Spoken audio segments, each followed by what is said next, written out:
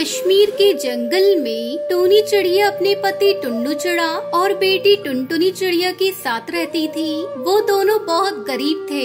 गरीबी के कारण उन्हें कई मुसीबत का सामना करना पड़ता था। एक दिन, माँ मुझे भी 10 रुपए दे दो ना। देखो ना बाहर कितनी अच्छी बारिश हो रही है, मुझे डबल रोटी खानी है। टूनी चिड़िया के पास फिलहाल 10 रुपए थे। ऐसे में गरीब टूनी के लिए ये तय कर पाना कठिन हो गया था कि वो अपनी बेटी की भूख देखे या पति की। टुनटुनी बेटी, तू एक काम करना, डबल रोटी छोड़कर मैगी खरीद ला। तू और बापू दोनों खा लेना। तब तक आप लोग हमारे इस वीडियो को लाइक और अगर आपने हमारे चैनल को सब्सक्राइब नहीं किया है तो जल्दी से सब्सक्राइब कर लें और कमेंट सेक्शन में जरूर बताएं कि आपको हमारी ये कहानी कैसी लगी। अचानक से बारिश का पानी छत से जगह जगह से टपकने लगता है और तभी कड़कनाथ सेठ दरवाजे पर आकर घर के अंदर झांकने लगता है। अरे ओ टुन्नू के बच्चे, अरे कहाँ है तू? बाहर आ, बाहर निकल। टुन्नू चिड़ा कड़कनाथ सेठ के आगे खड़ा हो जाता है। चल निकाल किराया। 3 महीने का किराया नहीं दिया है तूने अब तक। अभी मेरे पास पैसे नहीं है और बारिश के कारण मजदूरी का काम भी नहीं मिल रहा है। अच्छा, किराया भरने के लिए तेरे पास पैसे नहीं है, मगर बारिश में मैगी ठूसने के लिए पैसे है। और हाँ, मेरा नाम कड़कनाथ सेठ है। मैं किसी पर तरस नहीं खाता। हाँ, चल उठा अपना सामान और घोंसला खाली कर। बेचारा गरीब टुन्नू सेठ के सामने बहुत गिड़गिड़ाता है, मगर अमीर घमंडी कड़कनाथ उस पर जरा भी तरस नहीं खाता और उन्हें धक्के मारकर निकाल देता है। टुन्नू उसका गरीब परिवार तेज तूफानी बारिश में भूखे प्यासे इधर से उधर जंगल में भटकते हैं। माँ, पिताजी, मुझसे अब उड़ा नहीं जाता। मुझे बहुत भूख लगी है और ठंड भी लग रही है। चलो ना घर चलते हैं। टुनटुनी, अब वो घर हमारा नहीं रहा बेटा, वो हमसे छिन चुका है। माँ, तो क्या अब हम इस फुटपाथ पर रहेंगे और क्या हम भी मांग कर खाएंगे? टुनटुनी की बात पर दोनों की आंखों से पानी छलकने लगता है। तभी उन्हें सड़क पर एक पाइपलाइन दिखाई देता है। बहुत तेज बारिश हो रही है, चलो इस पाइपलाइन में चलते हैं। जी पिताजी, यहाँ तो कूड़ेदान है और इसमें से कितनी बदबू आ रही है। मुझे यहाँ नहीं रहना। तुम्हारे पिताजी के पास पैसे नहीं है और बाहर बहुत बारिश हो रही है, इसलिए हमें यहीं रहना होगा। ऐसे ही 2 दिन बीत जाते हैं। तभी सड़क से जा रही दुल्हन की डोली देखकर टूनी चिड़िया अपने पति से कहती है, सुनिए जी, कभी तो हम माँ बाप को भी अपनी बेटी की विदाई करनी होगी। पता नहीं सब कुछ कैसे होगा। इस गरीबी में मैं अपने परिवार का पेट नहीं पाल पा रहा हूँ और तू ये कह रही है कि शादी कैसे होगी? अगर मैं थोड़ा बहुत भी पढ़ा लिखा होता तो आज बेरोजगार नहीं होता।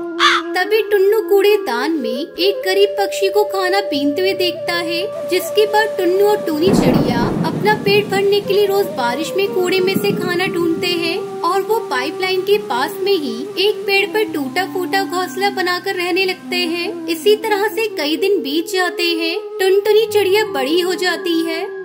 सुनो जी, अब हमारी टुनटुनी शादी के लायक हो गई है, हमें उसके लिए रिश्ते देखने चाहिए। ठीक है टूनी। एक दिन बारिश में टुनटुनी को पेड़ की डाल पर नाचता हुआ देखकर कालू कौवा अपना हवाई मोटर को वहीं रोक लेता है और टुनटुनी चिड़िया को देखने लगता है और घर आकर अपनी माँ से शादी की बात करता है। अगले दिन सुंदरी कौवी अपने बेटे का रिश्ता लेकर वहाँ जाती है। कालू, उस चिड़िया का घर यही है? हाँ माँ। तू इसे घर कहता है? ये तो टूटा फूटा घोंसला और कितना गंदा है। छी छी छी छी। अरे सुंदरी जी, बेटे की खुशी के लिए क्या आप इतना नहीं कर सकती हो? कुछ देर की बात है, चलिए। जी कहिए बहन जी। जी नमस्ते, मेरा नाम सुंदरी है। मेरा बेटा कालू आपकी बेटी को पसंद करता है और हम उसे अपने घर की बहू बनाना चाहते हैं। इतने अमीर घर से आए हुए पक्षी को देखकर टुनटुनी चिड़िया के गरीब माँ बाप की आंखों में खुशी के आंसू भर आते हैं। जी बैठिए ना। देखिए समधी जी, हमें आपकी बेटी के सिवा और कुछ भी नहीं चाहिए। आप बस अपनी बिटिया को एक जोड़े में विदा कर दीजिए और आज 1 नारियल और 1.25 रुपए देकर मेरे कालू को अपना दामाद बना लीजिए। सुंदरी अपने बेटे की खुशी के लिए रिश्ता लेकर चली तो गई, पर वो शादी से बिल्कुल भी खुश नहीं होती।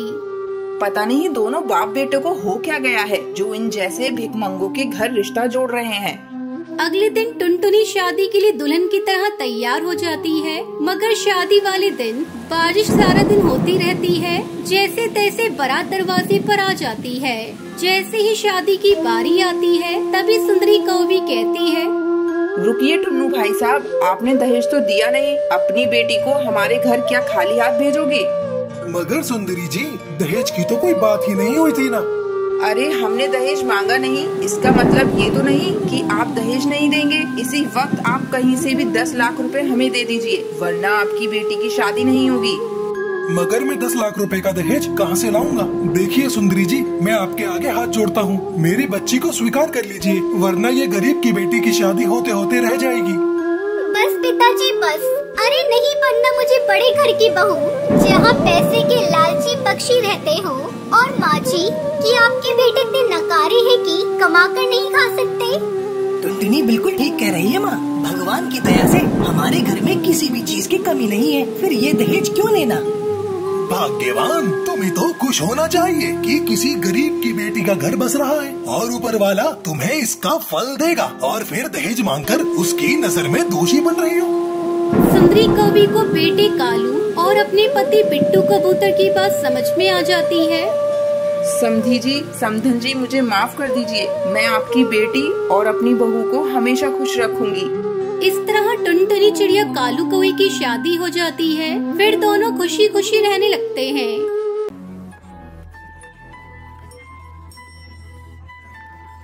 हिमालय गांव में टुनटुनी नाम की एक चिड़िया रहती थी। उसके 3 बच्चे थे। वो अपने बच्चों को लेकर हमेशा टेंशन में रहती थी, क्योंकि गांव के किनारे ही एक घना जंगल था। टुनटुनी चिड़िया को डर रहता था कि पता नहीं कब बच्चे खेलते हुए जंगल की तरफ निकल जाएं और जंगली जानवर का शिकार हो जाएं। इस बात से चिंतित चिड़िया हमेशा अपने बच्चों को गाइड करती रहती थी कि कभी भी उस जंगल की तरफ मत जाना। पर एक दिन टुन्नू चिड़ा को दूसरा जंगल देखने की इच्छा होती है और वो चुपचाप जंगल की तरफ चला जाता है। जब माँ टुनटुनी को इस बात का पता चलता है तो वो टेंशन में आ जाती है और तुरंत अपने बच्चे को ढूंढने निकलती है। वहाँ टुनटुनी का बच्चा खेलता हुआ अभी जंगल में कुछ ही दूर पहुँचता है कि तभी 2 बिल्लियाँ आकर उसे घेर लेती हैं। ये देखते ही टुनटुनी का बच्चा डर जाता है और जोर जोर से अपनी माँ को बुलाने लगता है। ये देख दोनों बिल्लियाँ हंसती हैं। क्या ताजा ताजा मांस है, काश ये परसों मिला होता। तब तक आप लोग कमेंट पे बताएं 34 + 29 कितने होते हैं? क्यों परसों क्यों? परसों मेरा बर्थडे था ना, पार्टी और रंगीन होती। कोई बात नहीं, बिलेटेड बर्थडे पार्टी। लगता है हमारी बिलेटेड पार्टी ओवररेटेड पार्टी होने वाली है। हाँ, 250 ग्राम के साथ 1 किलो फ्री। बस बस ज्यादा हंसो मत, वरना शेर राजा आकर तुम दोनों को फाड़ खाएंगे। शेर राजा क्यों? तुम्हें क्या लगता है मैं इसे यहाँ अकेले छोड़कर क्यों गई थी? क्योंकि शेर राजा ने हुक्म दिया था मैं अपने बच्चे को लेकर यहाँ से ना हिलूं जब तक कि शेर राजा ना आ जाए, और अगर उनके सिवा तुम लोगों ने इसे या मुझे खा लिया तो शेर राजा तुम दोनों को जिंदा नहीं छोड़ेंगे। और शेर राजा को पता कैसे चलेगा तुम्हें हमने खाया? तुम क्या शेर राजा को बेवकूफ समझते हो? जंगल का राजा है वो देखो हाथी राजा को हम पर नजर रखने के लिए यहाँ छोड़ गए हैं। ये सुनकर दोनों बिल्लियाँ टेंशन में आ जाती हैं और आपस में कहती हैं, हाँ यार, हाथी राजा तो हमारे बारे में बता कर ही रहेंगे। तो क्या करें, जान बची तो लाखों पाए। शेर के मुंह से निवाला छीनना खुद शेर का निवाला बनना है। चलो चलते हैं। ये कहकर दोनों बिल्लियाँ वहाँ से चली जाती हैं। बिल्लियों के जाते ही बच्चे की जान बच गई। ये देख टुनटुनी जल्दी जल्दी बच्चों को लेकर वापस अपने घर की तरफ भागती है। अभी वो कुछ आगे उड़ी थी तभी उसके सामने शेर आ जाता है। उन्हें देखते ही शेर धाड़ता हुआ उनकी ओर भागता है। शेर एक ही जंप में उनके सामने पहुँच जाता है। तभी अंदर ही अंदर कांपती हुई माँ हिम्मत करके कहती है, ठहरिए शेर राजा, वरना शेरनी को गुस्सा आ जाएगा। कहाँ है शेरनी? तुम नन्ही सी चिड़िया अपने आप को शेरनी समझ रही हो? मैं आपकी शेरनी की बात कर रही हूँ। मेरी शेरनी? हाँ, आप क्या समझते हो मैं कि अपने बच्चे को लेकर इस भयानक जंगल में पिकनिक मनाने निकली हूँ? नहीं, मुझे शेरनी ने पकड़ लिया था और कहा था जब तक मैं ना आ जाऊँ यहीं रुकना। आज मैं अपने शेर के लिए ताज़ा ताज़ा तुम्हारा बच्चा और तुम्हें ले जाऊंगी। मैं कैसे मान लूं? मत मानो, बाद में आपको अपनी शेरनी के गुस्से का शिकार होना पड़ेगा। तब मुझे मत बोलना बताया नहीं था। और फिर भी मेरी बात झूठ लगी तो वो कौवे से पूछ लो, उसे शेरनी ने मेरी निगरानी के लिए रख कर गई है। मेरे साथ कोई भी कुछ भी करेगा तो कौवा शेरनी को बता देगा, फिर शेरनी उसे छोड़ेगी नहीं। आप चाहे तो कौवे को भगा कर देखो, वो मेरी निगरानी छोड़कर जाएगा ही नहीं। आखिर शेरनी का हुक्म है। ये सुनकर शेर कौवे को भगाने के लिए दहाड़ता है, मगर कौवे जगह से उड़कर फिर वहीं दूसरी जगह पर बैठ जाता है। ये देख टुनटुनी झट से कहती है, कोई फायदा नहीं है शेर राजा, कौवा शेरनी का हुक्म ना माने, ऐसा हो सकता है क्या? सच कह रही हो तुम, कौवा तुम्हारी जासूसी के लिए ही है, यहाँ से नहीं जा रहा। खैर, शेरनी से पंगा कौन लेगा, मैं ही चला जाता हूँ। बाद में शेरनी तो तुम दोनों को मेरे लिए ही लाएगी। ये कहता हुआ शेर वहाँ से चला जाता है। उसके जाते ही टुनटुनी अपने बच्चे को लेकर जल्दी जल्दी अपने घर की तरफ उड़ती है। अभी वो कुछ ही आगे पहुँचती है कि तभी सामने से शेरनी आ जाती है। वाह, आज मेरे शेर राजा एक साथ दो नरम नरम शिकार से खुश हो जाएंगे। अरे वाह, पति पत्नी हो तो आप जैसे, दोनों ही एक दूसरे को खुश करने में लगे हो। क्या मतलब? रोज आप शेर के लिए शिकार करके ले जाती हो, आज शेर ने आपके लिए हम दोनों का शिकार करने का प्लान बनाया है। तो किया क्यों नहीं? उन्होंने कहा शेरनी को गुफा में आ जाने दो, फिर तुम दोनों का ताज़ा ताज़ा शिकार करके ले जाऊंगा। आज शेरनी को मेरी तरफ से पार्टी। सच? शेर राजा आज मेरे बारे में ऐसा सोच रहे हैं? हाँ, गुफा में जाओ तो सही, वो आकर मुझे ले जाएंगे। ओके, लेकिन मेरे जाते ही तुम भाग गई तो? अब तक भागी क्या? और फिर मेरी निगरानी के लिए शेर राजा ने तोते को लगा रखा है। मैं जहाँ भी जाऊंगी तोता मेरे पीछे पीछे आएगा और शेर राजा को रिपोर्ट करेगा। हाँ, मैं अभी जाकर शेर राजा को भेजती हूँ। ये कहते हुए शेरनी वहाँ से चली जाती है। टुनटुनी यहाँ वहाँ देखती है और अपने बच्चे को लेकर घर की तरफ भागती है। जो भागती है तो पीछे मुड़कर नहीं देखती और सीधा अपने घर के पेड़ पर जाकर ही सांस लेती है। बाकी बच्चे भी अपनी माँ और भाई को देखकर खुश हो जाते हैं। आप तो जंगल में गई थी, हम तो डर गए थे कि कहीं कोई जानवर मिल जाता तो। मिले थे जंगल में बिल्ले, शेर, शेरनी, पर माँ ने मुझे उन सब से बचा लिया। कैसे माँ उनसे लड़ी कैसे?